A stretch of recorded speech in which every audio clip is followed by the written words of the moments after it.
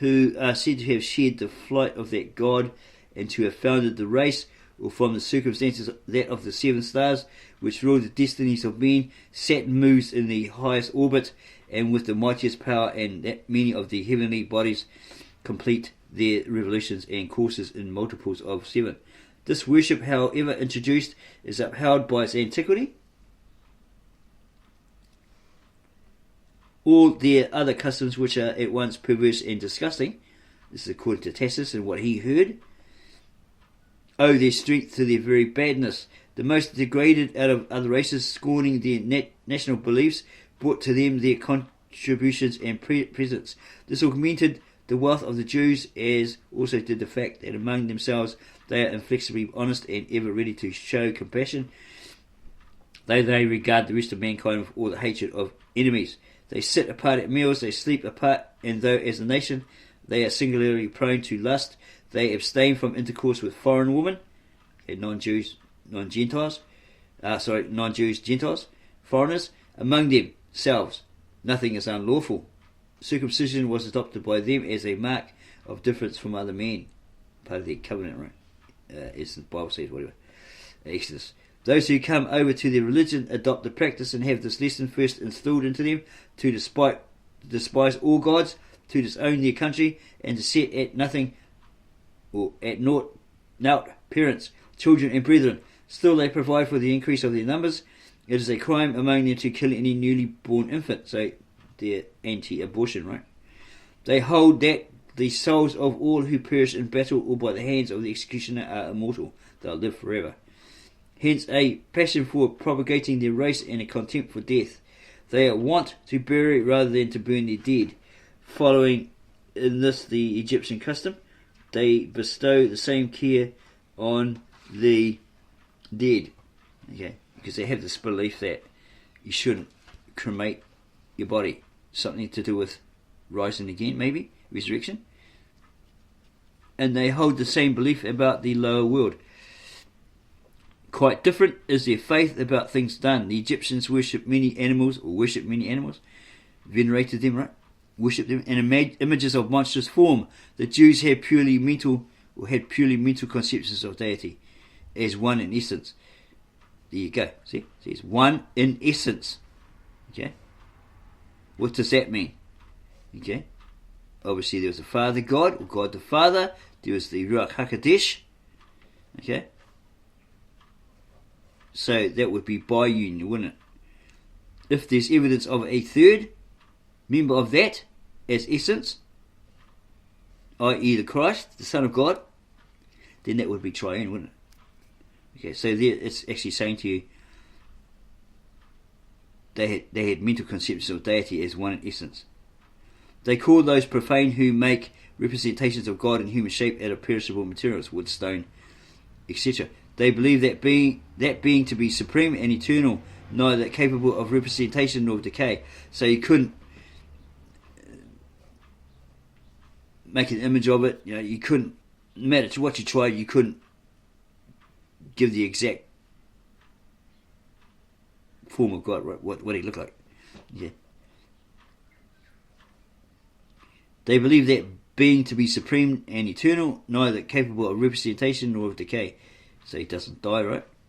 They therefore do not allow any images to stand in their cities, much less in their temples. So when people like Epiphanes, etc., came in and invaded and destroyed the temple, or they put their standard up, their Roman standard up, they were very, very anti it.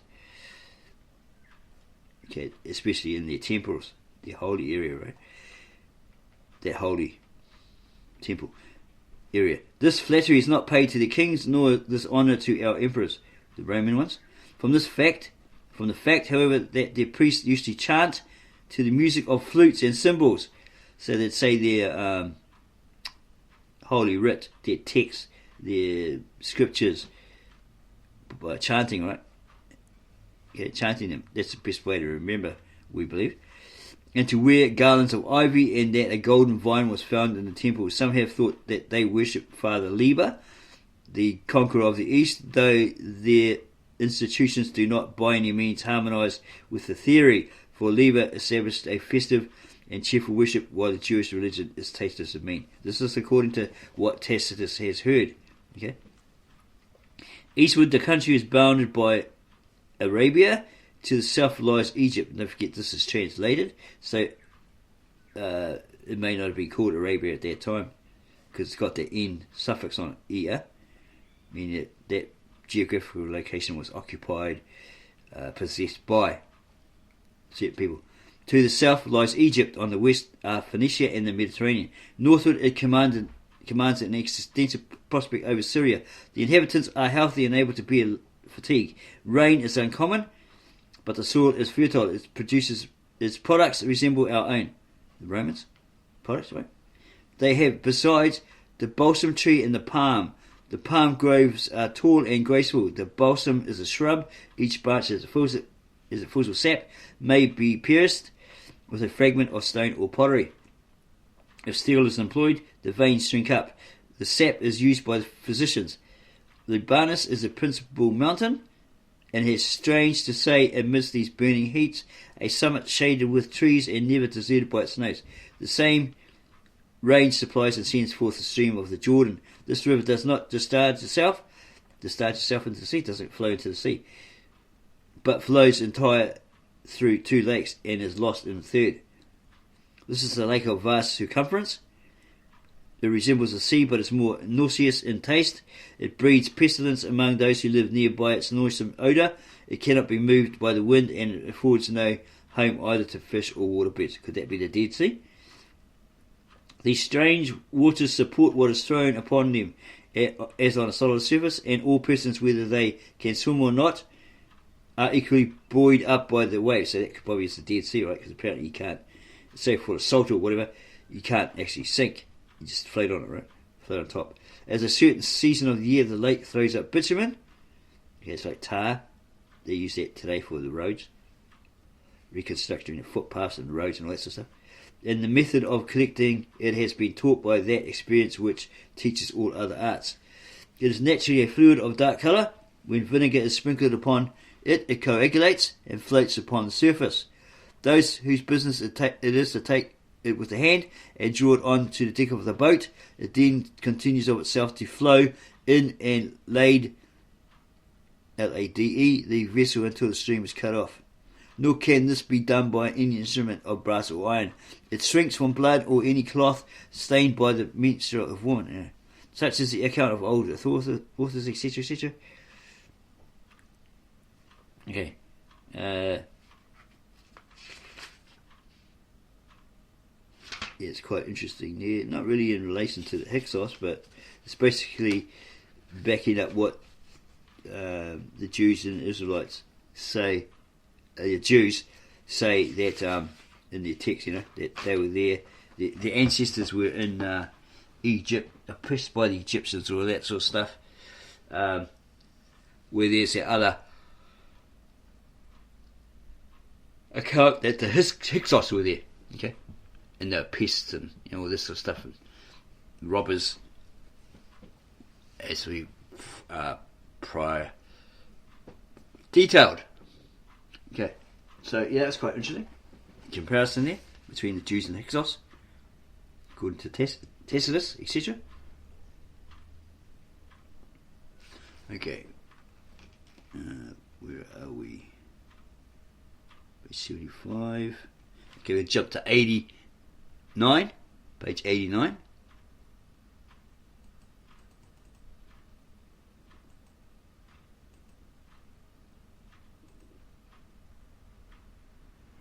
Where it says, talks about Abraham by the looks of it, and where we're going to start from. 89.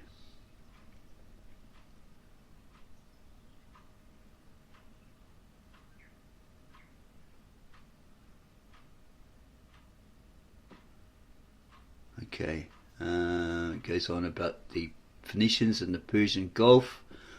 One fact, however, appears to be certain in the midst of many hypotheses, and that is that the Phoenicians had their origin in the regions bordering on the Persian Gulf. Okay, and Further down, the question now arises whether the Beni Israel belonged to the group of tribes which included the Phoenicians, or whether they were of Chaldean race. Their national traditions leave no doubt upon that point. They are regarded as belonging to an important race which you find dispersed over the country of Padan Aram. It's probably the land of the Arameans in northern Mesopotamia, near the base of Mount Masios and extending on both sides of the Euphrates. Footnote indicator.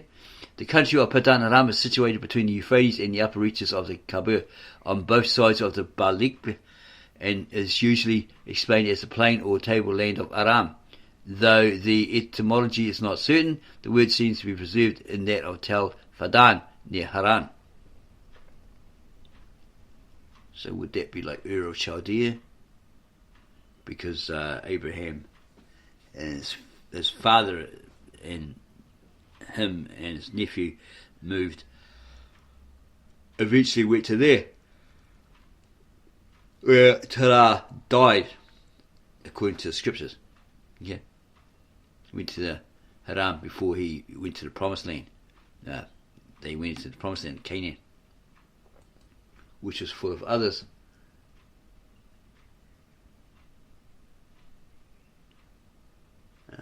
Earliest chiefs bore the names of towns or peoples: Nakhor, Peleg, and Serug. Footnote indicator. Nakhor has been associated with the ancient village of Kaura. It's probably Hora, because the K might be silent.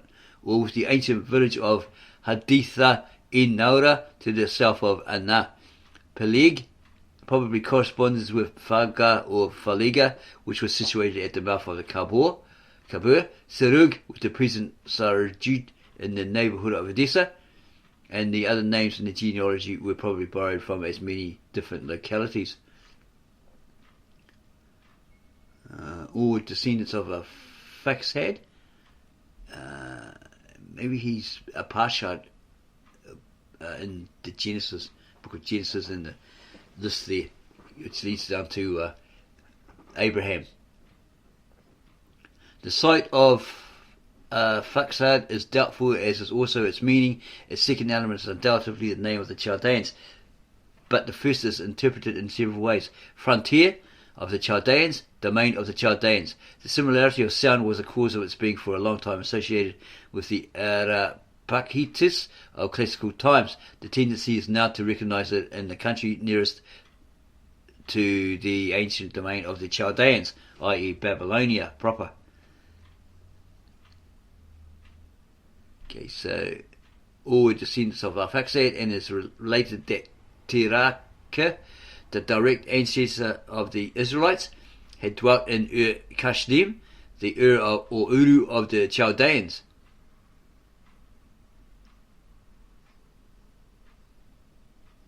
Ur Kashdim has long been sought for in the north, either at Orpha, in accordance with the tradition of the Syrian churches still existing in the east, or in certain Ur of Mesopotamia, placed by Ammianus Marcellinus between Nisibis and Tigris at the present day. However, he still looks for it on the Syrian bank of the Euphrates, to the southeast of Thapsacus. So that could be, go back there to that where it said,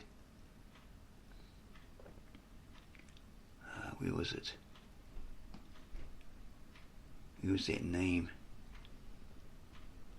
It was actually in Arabic, it's Urfa. Here we go.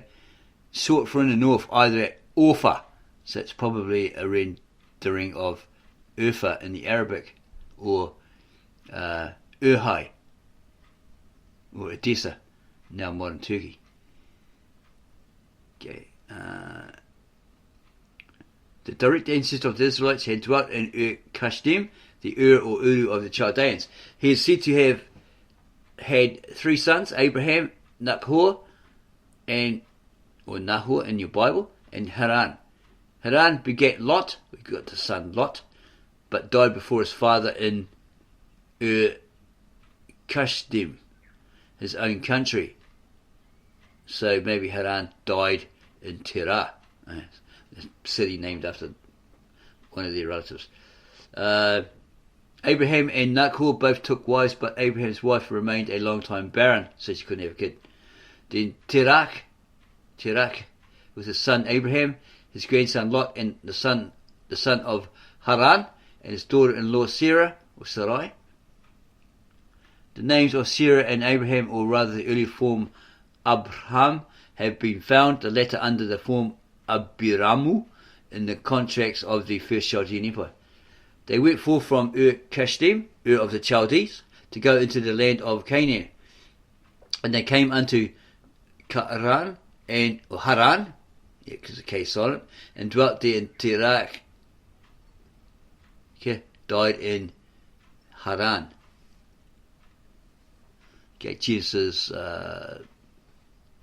11:27-32. In the opinion of most critics, verses 27, 31, 32 form part of the document which was the basis of the various narratives still traceable in the Bible. It is thought that the remaining verse bears the name of a later redaction, or that they may be additions of a later date.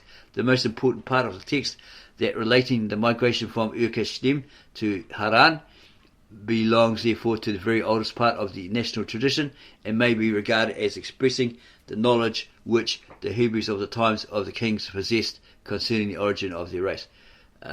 Says person commentator doesn't says it's imaginary.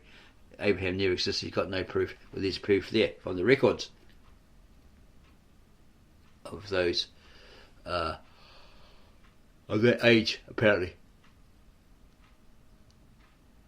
as well as the Bible account, right?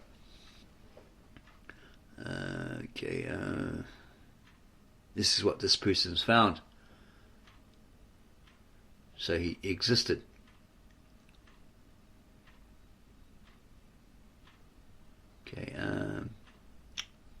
So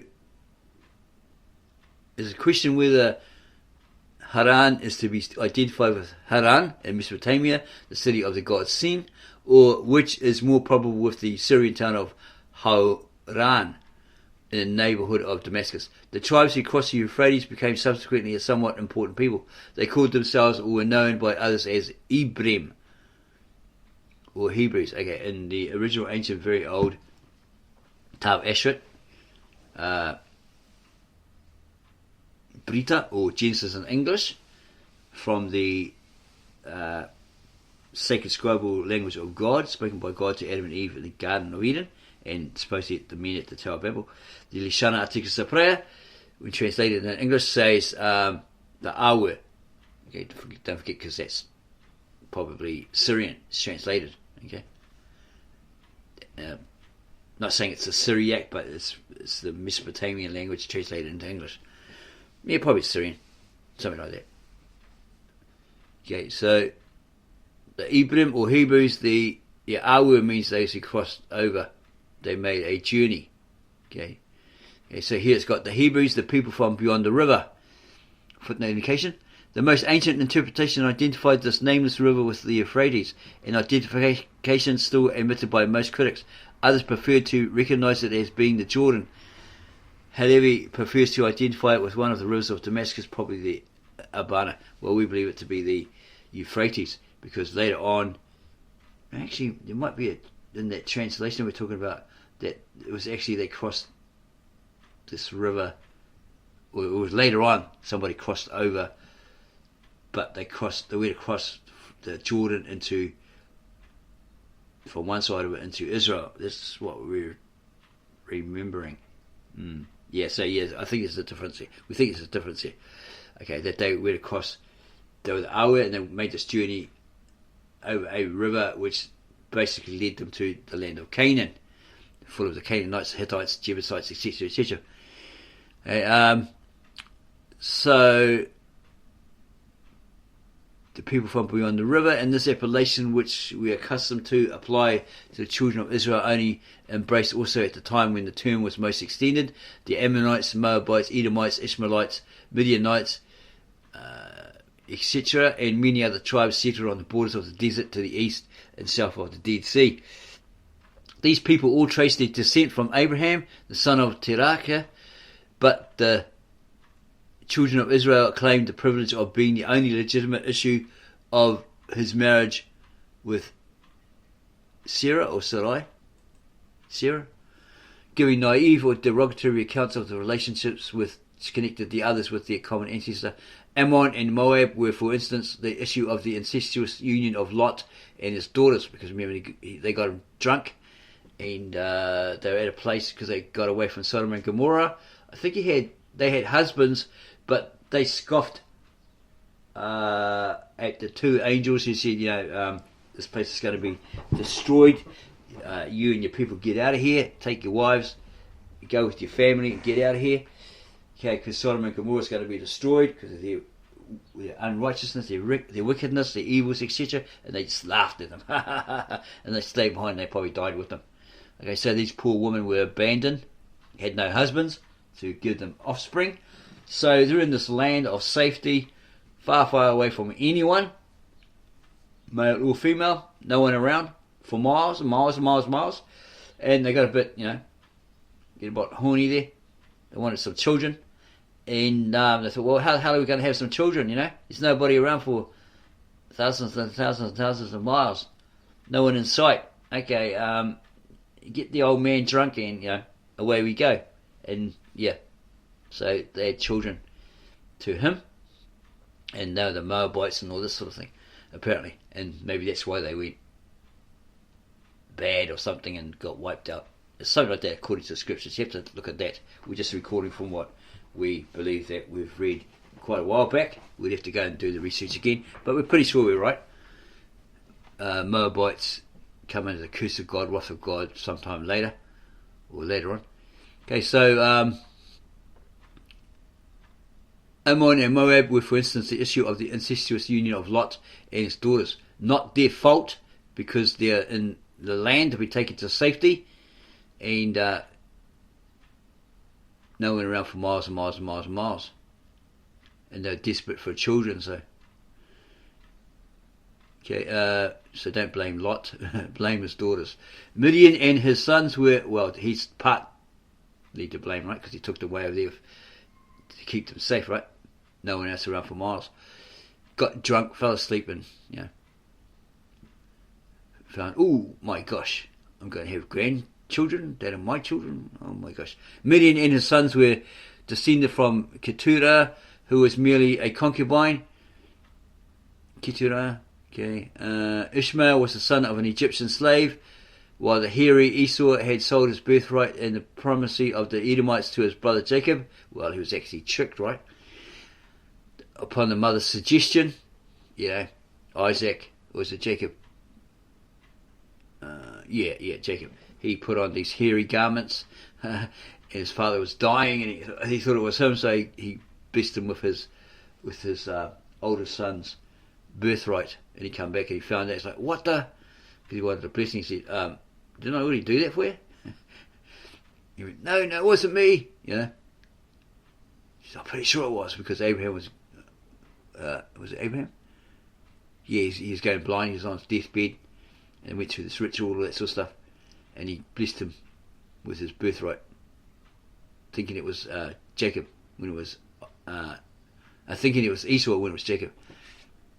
Okay, so Abraham pursued his way into the heart of Canaan until he reached Shechem, and there under the oaks of Moreh, Javeh, supposed to be Yahweh, an interpretation of Yahweh, I guess, appearing to him a second time, announced to him that he would give the whole land to his posterity as an inheritance. Blessings, right? Abraham virtually took possessing of it and wandered over it with his flocks, building altars at Shechem, Bethel and Mamre, the places where God had revealed himself to him, treating as his equals the native chiefs Abimelech of Gerar and Melchizedek of Jerusalem. Compare the meeting with Melchizedek after the victory over the Elamites, Genesis 15:18-20, and the agreement with Abimelech about the well, Genesis 21:22-34. The mention of the covenant of Abraham with Abimelech belongs to the oldest part of the national tradition. So it's a tradition. These people keep it, right? Because it's part of their ancestry. So if you ask them, where did it come from? They'll say, it's part of our tradition, from our ancestors, from Abraham. Okay, that's why we do it. They don't do it for fun. It's part of their culture, part of their tradition. Okay, they obviously got it from somewhere. Okay, so that would give credence to this particular person existing. Abraham, right?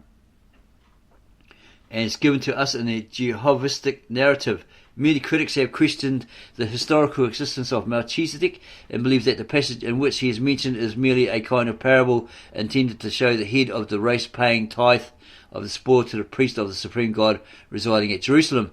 The information, however, furnished by the Tel el-Amarna tablets about the ancient city of Jerusalem and the character of its early kings have determined Saysi, A.H. Saysi probably, to pronounce Melchizedek to be an historical personage. So he's a real dude. He's a real person. Okay? According to Saysi in his findings. Okay, so it goes on about Abraham's nephew Lot, whose flocks had increased immensely, because they came to this point where, hey, your animals are eating, they're getting too much and they're like encroaching on my territory, you know. You need to go over there somewhere, find somewhere else. We'll sort out this problem they were having. Your sheep, your rams are intermingling with mine, all this sort of problems, right? They're wandering and eating my grass in this region, right? On my farm, whatever. So let's flip a coin or a stone, whatever, and decide. Okay, I'm gonna go to the north. You go to the south. If I win and go to the south, then you go to the north, right? You have the land there and all your rams and all that pasture there, all that sort of stuff. So it ends up like the decision is made and Lot goes off that way. Okay, and then Abraham goes the other way. And there's a picture of the traditional oak of Abraham at Hebron. Okay, so Abraham virtually took possession of a certain land and wandered over it with his flocks, building altars, etc., etc., treating as equals the native chiefs Abimelech of Gerar and Melchizedek of Jerusalem, and granting the valley of the Jordan as a place of pasturage to his nephew Lot, whose flocks had increased immensely. He's got some footnote information down the bottom there. Because Lot, apparently, according to the Bible, he looked and said, hey, that area there looks pretty abundant, plentiful, that sort of stuff. So he went that way. She says, okay, if you chose that, we'll go that way then. I'll go the other way. Nephew Lot. His nomadic instinct having led him into Egypt, he was here robbed of his wife by Pharaoh, or by a king. Where's that? Genesis 12:9-20. 13:1. Abraham's visit to Egypt reproduces the principal events of that of Jacob. Okay, so Abraham goes into Egypt. He was robbed of his wife by Pharaoh because they said she was real hot, real beautiful. So he heard news of her, so he got it grabbed, right? On his return, he purchased the field because the king got a dream. Oh, you're messing with somebody's wife, because Abraham told a fib and says, oh, that's my half sister or something, right? Which he probably actually was, according to the scriptures, if you look at it deep enough. Same father, different mother, something like that. Okay, the Hebron of subsequent times became from henceforward his favourite dwelling place, and he was residing there when the Elamites invaded the valley of Siddim and carrying off Lot among the prisoners. Abraham set out in pursuit of them and succeeded in delivering his nephew. Genesis 14:12-24. God, Yahweh, not only favoured him on every occasion, but expressed his will to extend over Abraham's descendants his sheltering protection. He made a covenant with him, enjoining the use of the occasion of the mysterious rites employed among the nations when effecting a treaty of peace. Abraham offered up as victims a heifer, a goat, and a 3-year-old ram. Together with a turtle dove and a young pigeon, he cut the animals into pieces and, piling them into 2 heaps, waited till the evening.